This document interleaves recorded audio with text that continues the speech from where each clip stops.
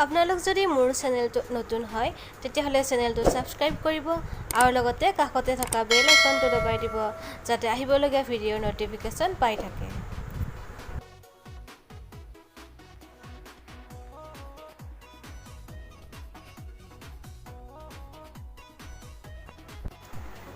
Hello', মই বৰ্ণালী। আমাৰ channel চাৰ্ভিনলৈ আপোনালোক সকলোকে পুনৰবাৰ স্বাগতম জনাইছোঁ। আশা কৰোঁ সকলো ভালে আছে। আজি দেখুৱাম অসমীয়া ষ্টাইলত বনোৱা ছাগলীৰ মাংসৰ জোল। আৰু তাৰপিছতে তাৰ আগতে মই এটা বস্তু দেখুৱাম। মোৰ সৰু বস্তু হয়, কিন্তু মোৰ খুব ভাল লাগিছে সেইকাৰণে ভাবিলোঁ আপোনালোকৰ লগতো শ্বেয়াৰ কৰোঁ, আপোনালোককো দেখুৱাওঁ। ৰেচিপিটো দেখুৱামেই, কিন্তু তাৰ আগতে সেই বস্তুটো চাই লওঁ ব'লকচোন। এইডাল দেখিছেনে বাৰু? এডাল তিতা কেৰেলাৰ গছ।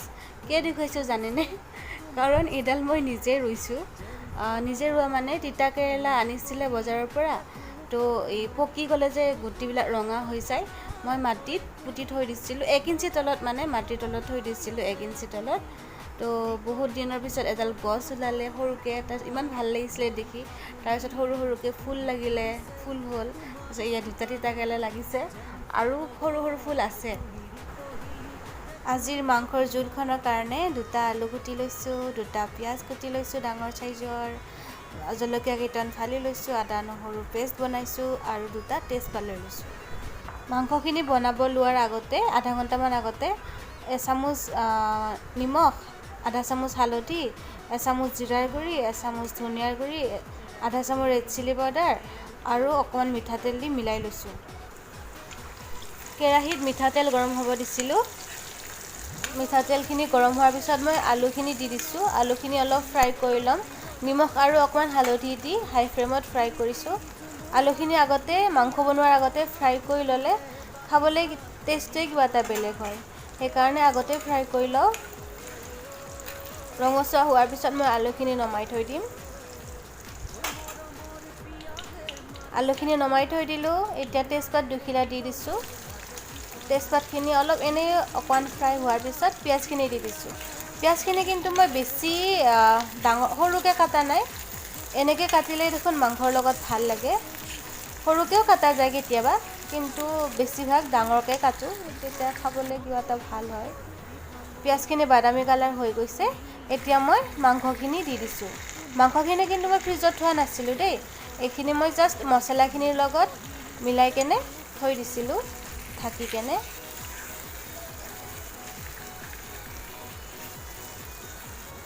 এতিয়া মই ফালি থৈ দিয়া জলকীয়াখিনিও দি দিলোঁ।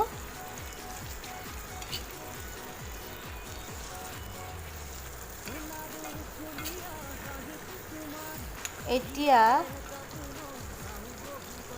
চিমত দি কেনে ফ্ৰাই কৰিম কিছু সময়। ঢাকি থৈ দিব আৰু মাজে মাজে ঢাকনিখন গুচাই লৰাই থাকিব, নহ'লে তলত লাগি যাব। মই অকণমান চেনি দি দিছোঁ কালাৰটো অলপ ভাল হ'বৰ কাৰণে। তাৰপিছত আকৌ লৰাই থৈ ঢাকি থৈ দিম। এনেকৈ কৰিব আৰু ঢাকি থৈ দিব। তাৰপিছত কিছু সময় মূৰে মূৰে লৰাই থাকিব মাংসখিনি। তাৰপিছত মই দি দিলোঁ আদা নহৰুৰ পেষ্টখিনি দি দিলোঁ।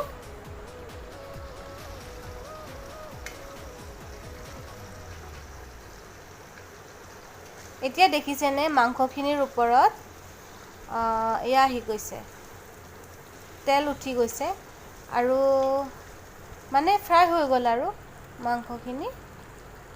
মই ফ্ৰাই কৰি থোৱা আলুখিনিও দি দিলোঁ ওপৰতে।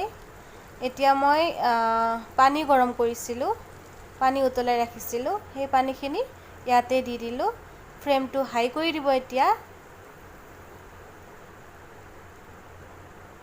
পানী অকণমান বেছিকৈ দি দিছোঁ। দি কেনে কিছু সময় উতলাম ভালকৈ। হাই ফ্লেমত উতলাই 15 মিনিটছমান উতলাম।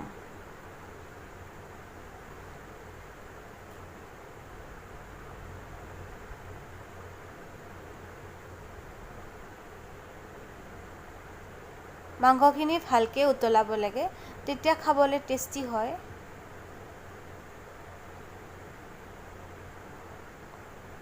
দেখিছেনে পানী কমি গৈছে মই যিমান পানী দিছিলোঁ তাতকৈ পানী কমি গ'ল